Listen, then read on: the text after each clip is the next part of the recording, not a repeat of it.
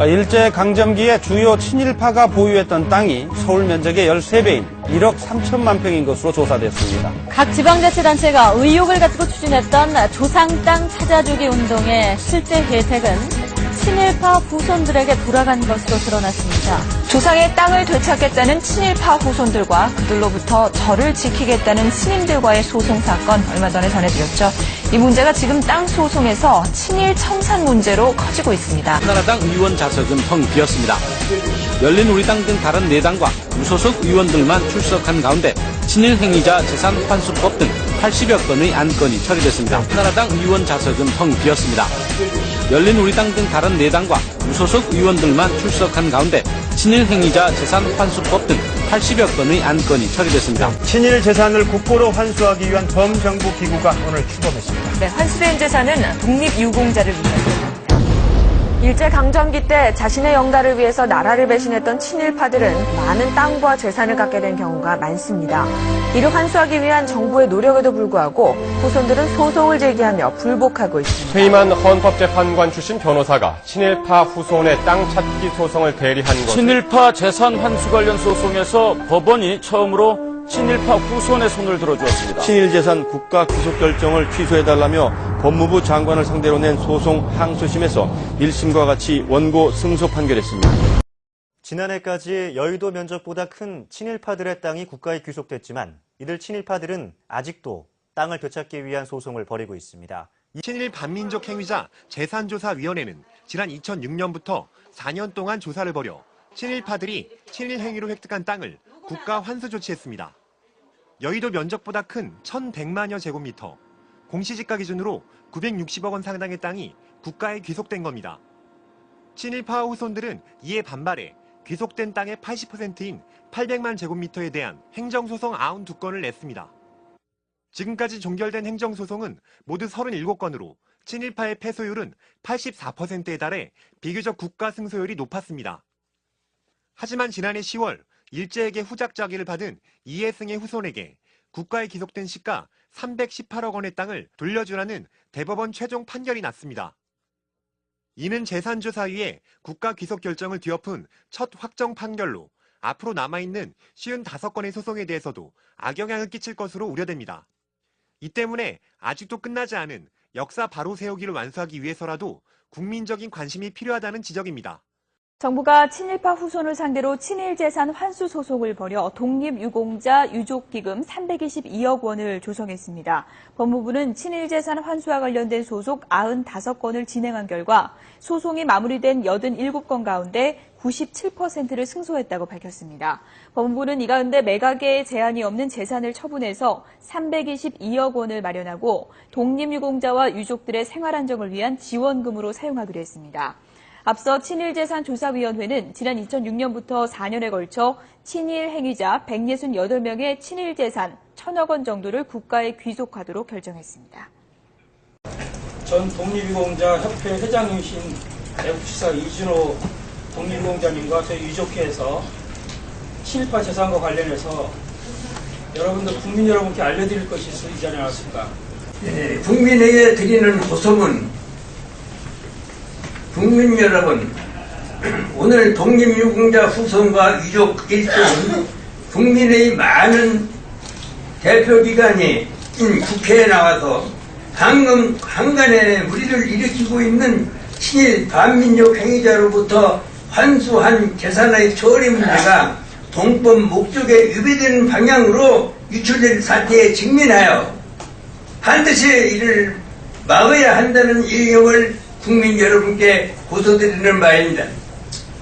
백범 김구 선생님 묘소 앞에서 국민 여러분들에게 우리 연구소가 약속드린 친일 인명사진 발간을 보고드렸을 때 감격이 새삼 떠오릅니다. 그 감격으로부터 지금 2년이 지났습니다. 그런데 우리는 지금 어떤 역사 앞에 서 있습니까? 독재 정권에 의해서 친일파들이 도리어 옳았다고 증명하려고 하는 역사, 민주주의를 말살하려는 역사 앞에 우리는 다시 서 있습니다. 이명박 정권 들어서서 역사 분야에서 가장 먼저 추진한 것이 뭐였는지 기억나십니까? 모든 과거사위원회를 없애는 것이었습니다. 멀게는 동학혁명부터 일제 때 강제동원 피해 문제, 그리고 8.15 후에 독재 정권이 권력을 유지하기 위해서 국민들을 탄압하고 학살했던 역사, 부당한 권력이 국민들을 희생시켰던, 억울하게 만들었던 그런 모든 국민들의 원한을 풀어주기 위해서 만들었던 과거사위원회. 그런데 어떻게 됐습니까? 한나라당이 집권하기 바쁘게 그나마 남아있던 위원회들조차도 연장하는 것을 반대하고 결국은 다 문 닫아버렸습니다. 도리어 국민들은 피가슴에 멍든 상처를 그대로 간직한 채 현 정권은 모든 것을 은폐하기에 바빴습니다. 그 대신 이 수구 세력들이 뭘 했습니까? 건국 60주년 기념사업을 했습니다.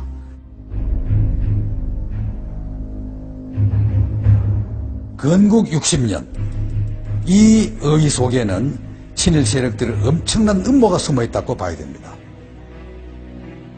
임시정부는 독립국가를 대표한 게 아니고 실제로 국가 운영한 적도 없다. 그러니 우리 민주주의의 실제 출발은 1948년 8월 대한민국 건국이라고 봐야 한다.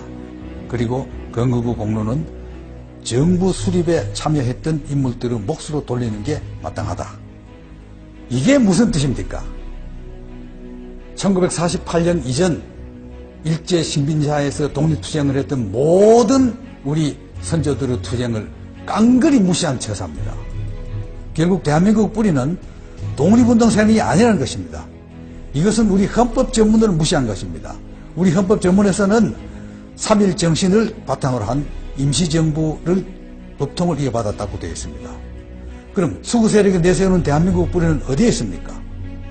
역사가 뒤틀리지 않았다면 대부분 민족 반역죄로 다스려졌을 친일파들, 그들을 권력에 눈이 멀어서 친일파와 손잡았던 이승만과 그 옹호 세력들입니다.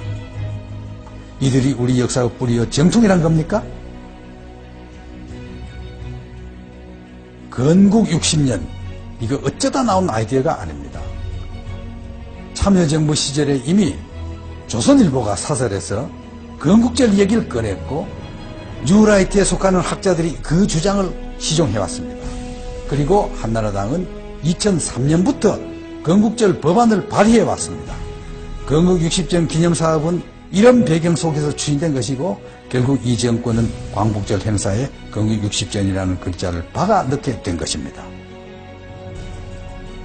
이렇게 분위기가 무르익으니 광화문에다 이승만 동상을 세우자는 세력이 나서고 시민들의 피로 역사에서 처방했던 이승만 동상이 다시 섰습니다. 뿐만 아니라 항일 독립군 토벌에 참가한 1급 친일파 민족 반역자들의 동상도 섰습니다. 그리고 급기야 공영방송까지 수구 세력은 나팔수가 되어서 백선엽을 구국의 영웅이라고 이승만은 건국의 아버지라고 친일과 독재를 미화하는 방송을 했습니다. 그런데 이보다 더 끔찍하고 무서운 일이 있습니다. 우리 젊은 세대들에게 가르칠 역사 교과서를 완전히 친일파의 입맛에 맞도록 뜯어 고치려고 하는 작업입니다. 뉴라이트 대표 학자들이 포진한 교과서 포럼, 이 사람들이 이명박 정권 들어서자마자 책을 냈습니다. 일제가 우리를 근대화시켰다. 강제로 끌려간 위안부 할머니들은 돈 벌러 간 거다. 김구 선생은 테러리스트다.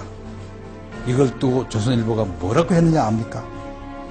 균형 잡힌 역사교육의 첫걸음이라고 했답니다. 여기에 한 발 더 나가서 교과서를 탈환해야 된다고 선동했습니다. 그래서 어떻게 됐습니까? 교과부, 국방부, 통일부 다 나서고 한나라당은 거들고 상공회의소도 나서서 현행 역사교과서 200군데를 뜯어 고쳤습니다. 그리고 이걸로도 끝나지 않았습니다. 2013년부터 우리 학생들은 새로운 교과서에 의한 역사교육을 받게 됩니다. 그 역사교과서 집필 기준에 의하면은 8.15 이후 친일파 청산에 대한 모든 노력을 빼라. 이승만 독재정권에 대한 비판을 빼라. 박정희 독재정권에 대한 비판도 빼라. 광주 5.18 민주화 항쟁에 대한 기술도 빼라. 이런 교과서 집필 기준을 해서 이런 책으로 배운 학생들이 앞으로 우리나라를 짊어지고 나가야 됩니다. 그 학생들이 어떻게 변하겠습니까? 이제 박정희 동상까지 섰고 기념관도 문을 엽니다. 그리고 이명박 대통령 퇴임 전까지 이 모든 역사 왜곡의 그 완결판인 대한민국 역사관을 개관하겠다고 합니다.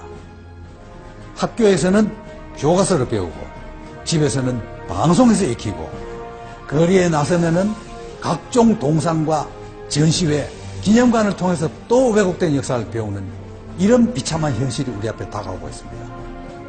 친일의 뿌리를 둔 추구 세력이 역사적 정통성을 완전히 통째로 가져가겠다는 것입니다.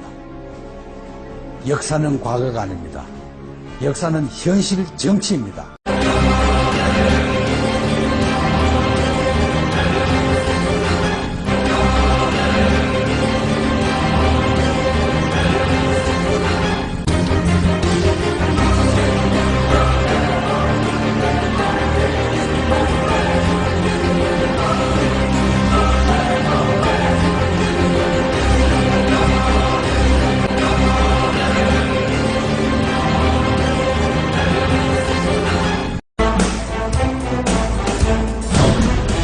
그때 다시 한번 큰 위기가 닥쳤습니다.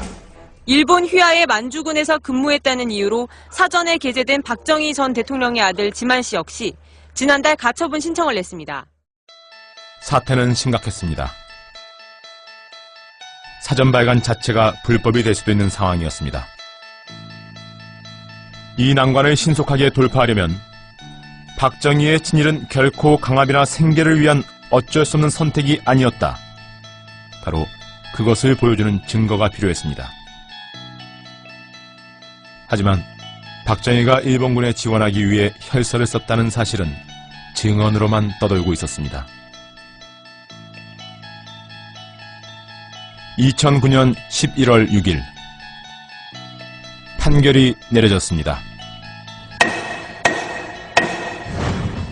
법원은 친일 인명사전에 손을 들었습니다. 민족문제연구소가 박 전 대통령이 혈서까지 쓰며 만주군에 지원했다는 내용의 옛 신문 기사를 공개했습니다. 연령 초과로 만주군 군관직에 1차 탈락했던 박 전 대통령이 재차 응모하면서 혈서와 함께 일본인으로서 수치스럽지 않을 만큼의 정신과 기백으로 목숨을 다해 충성하겠다는 내용의 편지를 제출했다고 기록돼 있습니다. 혈서와 함께 일본인으로서 수치스럽지 않을 만큼의 정신과 기백으로 목숨을 다해 충성하겠다는 내용의 편지를 제출했다고 기록돼 있습니다. 그동안 연구소는 해외에서도 자료 조사를 진행해왔고 그 과정에서 박정희의 혈서 지원 기사를 발견했던 것입니다. 역사의 진실은 결코 감출 수 없습니다. 누군가는 반드시 그것을 기억하고 기록합니다.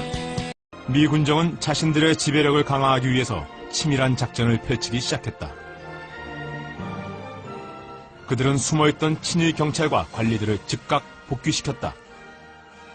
그리고는 친일파들을 앞세워 자주 독립 세력을 짓밟기 시작했다. 그러자 국내에서 건국을 준비하던 독립운동가들은 크게 당황했다. 그들은 해외 독립운동 세력이 돌아오기만을 애타게 기다렸다. 1945년 10월 드디어 미국에 있던 이승만이 귀국했다. 이어서 백범, 김구가 상해 임시정부 요인들과 함께 국내로 들어왔다. 공존이 불가능한 레지스탕스와 콜라보. 이제 그들의 결전은 피할 수 없는 일이었다.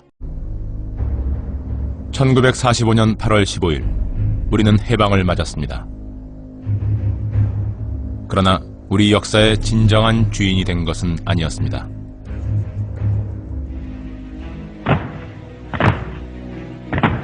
미군이 남한에 진주했고 미군정은 지배력을 확대하기 위해 친일파들에게 사익길을 터주고 이용합니다. 이런 상황에서 이승만은 대한민국 초대 대통령이 되고 싶었습니다. 그러나 지지 기반이 약했던 그는 고민이 깊었습니다. 어떤 세력과 손을 잡아야 국민들의 절대적인 지지를 받는 김구와 독립운동 세력을 견제하면서 자신의 권력을 강화시킬 수 있을까? 이승만은 돌이킬 수 없는 위험한 선택을 합니다.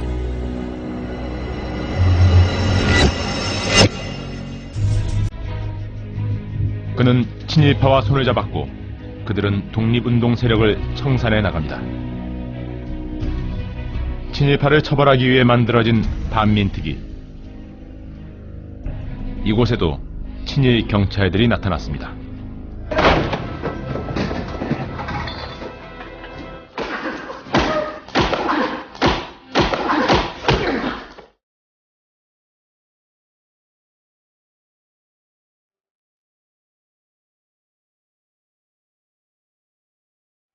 이렇게 반민특위는 처참하게 짓밟혔습니다. 그러나 이것이 끝이 아니었습니다.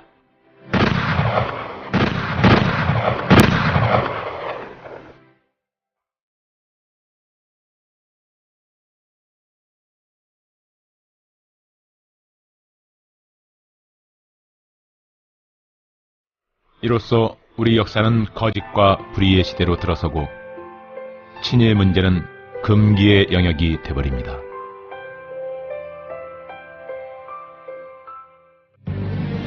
대한민국이 출범할 당시에도 일제 잔재를 청산하지 못한 채 오히려 친일 협력자들은 국가의 요직을 독점했습니다.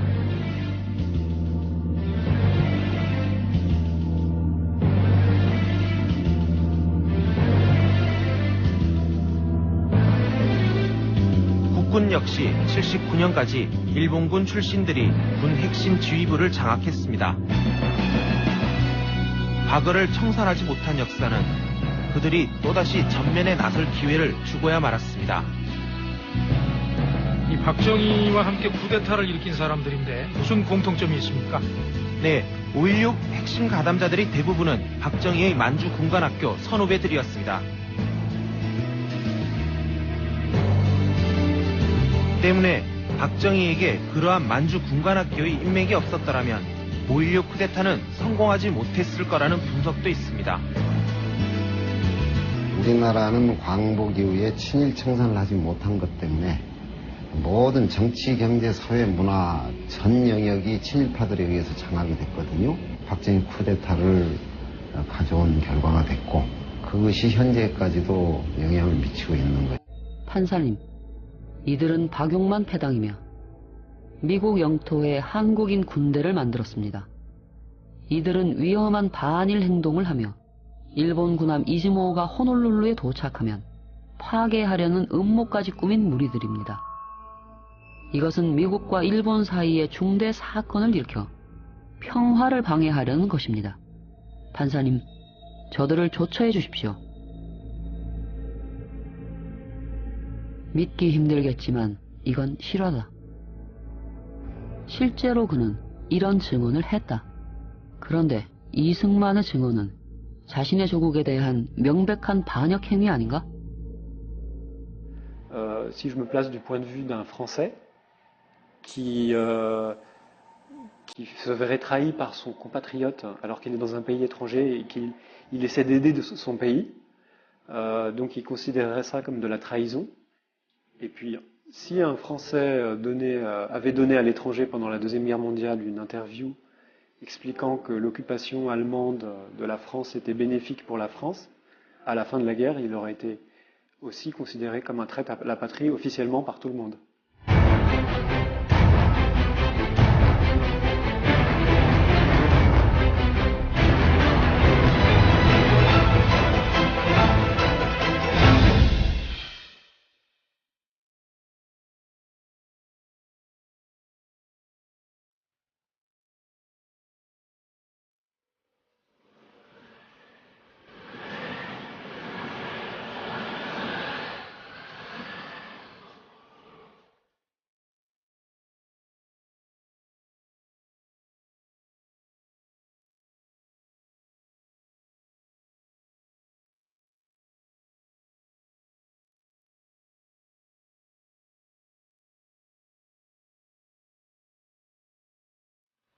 일본군을 탈출한다고 하는 것은 일본군에게 엄청난 동요를 가져와서 일본군에게 큰 타격을 주는 그러한 상황이었습니다. 김준혁과 같은 이런 지식인 청년들이 자신을 희생해가면서 독립운동에 참여했던 이 정신, 이것이 독립을 쟁취할 수 있었던 원동력이 되었습니다. 김준혁, 대한민국의 영원한 광복군으로 당신을 기억합니다. 일제강점기에 주요 친일파가 보유했던 땅이 서울 면적의 13배인 1억 3천만 평인 것으로 조사됐습니다. 각 지방자치단체가 의혹을 가지고 추진했던 조상 땅 찾아주기 운동의 실제 혜택은 친일파 후손들에게 돌아간 것으로 드러났습니다. 조상의 땅을 되찾겠다는 친일파 후손들과 그들로부터 절을 지키겠다는 스님들과의 소송 사건 얼마 전에 전해드렸죠. 이 문제가 지금 땅 소송에서 친일 청산 문제로 커지고 있습니다. 한나라당 의원 좌석은 텅 비었습니다. 열린 우리당 등 다른 4당과 무소속 의원들만 출석한 가운데 친일 행위자 재산 환수법 등 80여 건의 안건이 처리됐습니다. 한나라당 의원 좌석은 텅 비었습니다. 열린 우리당 등 다른 4당과 무소속 의원들만 출석한 가운데 친일 행위자 재산 환수법 등 80여 건의 안건이 처리됐습니다. 친일 재산을 국고로 환수하기 위한 범정부 기구가 오늘 출범했습니다. 네, 환수된 재산은 독립유공자를 위해서. 일제강점기 때 자신의 영달을 위해서 나라를 배신했던 친일파들은 많은 땅과 재산을 갖게 된 경우가 많습니다. 이를 환수하기 위한 정부의 노력에도 불구하고 후손들은 소송을 제기하며 불복하고 있습니다. 퇴임한 헌법재판관 출신 변호사가 친일파 후손의 땅 찾기 소송을 대리한 것은 친일파 재산 환수 관련 소송에서 법원이 처음으로 친일파 후손의 손을 들어주었습니다. 친일 재산 국가 귀속 결정을 취소해달라며 법무부 장관을 상대로 낸 소송 항소심에서 1심과 같이 원고 승소 판결했습니다. 지난해까지 여의도 면적보다 큰 친일파들의 땅이 국가에 귀속됐지만 이들 친일파들은 아직도 땅을 되찾기 위한 소송을 벌이고 있습니다. 친일 반민족 행위자 재산조사위원회는 지난 2006년부터 4년 동안 조사를 벌여 친일파들이 친일 행위로 획득한 땅을 국가 환수 조치했습니다. 여의도 면적보다 큰 1,100만여 제곱미터, 공시지가 기준으로 960억 원 상당의 땅이 국가에 귀속된 겁니다. 친일파 후손들은 이에 반발해 귀속된 땅의 80%인 800만 제곱미터에 대한 행정소송 92건을 냈습니다. 지금까지 종결된 행정소송은 모두 37건으로 친일파의 패소율은 84%에 달해 비교적 국가 승소율이 높았습니다. 하지만 지난해 10월 일제에게 후작자기를 받은 이해승의 후손에게 국가에 기속된 시가 318억 원의 땅을 돌려주라는 대법원 최종 판결이 났습니다. 이는 재산조사위의 국가 귀속 결정을 뒤엎은 첫 확정 판결로 앞으로 남아있는 55건의 소송에 대해서도 악영향을 끼칠 것으로 우려됩니다. 이 때문에 아직도 끝나지 않은 역사 바로 세우기를 완수하기 위해서라도 국민적인 관심이 필요하다는 지적입니다. 정부가 친일파 후손을 상대로 친일재산 환수 소송을 벌여 독립유공자 유족기금 322억 원을 조성했습니다. 법무부는 친일재산 환수와 관련된 소속 95건을 진행한 결과 소송이 마무리된 87건 가운데 97%를 승소했다고 밝혔습니다. 법무부는 이 가운데 매각에 제한이 없는 재산을 처분해서 322억 원을 마련하고 독립유공자와 유족들의 생활 안정을 위한 지원금으로 사용하기로 했습니다. 앞서 친일재산조사위원회는 지난 2006년부터 4년에 걸쳐 친일 행위자 168명의 친일재산 1,000억 원 정도를 국가에 귀속하도록 결정했습니다. 전 독립유공자 협회 회장이신 애국지사 이준호 독립유공자님과 저희 유족회에서 친일파 재산과 관련해서 국민 여러분께 알려드릴 것이 있지 않았습니까? 네, 국민에게 드리는 호소문. 국민 여러분, 오늘 독립유공자 후손과 유족 일족은 국민의 많은 대표기관인 국회에 나와서 방금 한간에 우리를 일으키고 있는 친일 반민족 행위자로부터 환수한 재산의 처리 문제가 동법 목적에 위배되는 방향으로 유출된 사태에 직면하여 반드시 이를 막아야 한다는 맞습니다. 그 대신 이 수구 세력들이 뭘 했습니까? 건국 60주년 기념사업을 했습니다.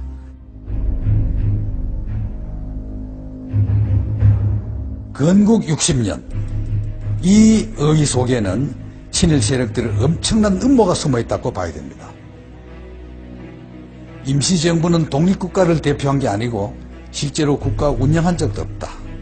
그러니 우리 민주주의의 실제 출발은 1948년 8월 대한민국 건국이라고 봐야 한다. 그리고 건국 후 공로는 정부 수립에 참여했던 인물들의 몫으로 돌리는 게 마땅하다. 이게 무슨 뜻입니까? 1948년 이전 일제 식민지하에서 독립투쟁을 했던 모든 우리 선조들의 투쟁을 깡그리 무시한 처사입니다.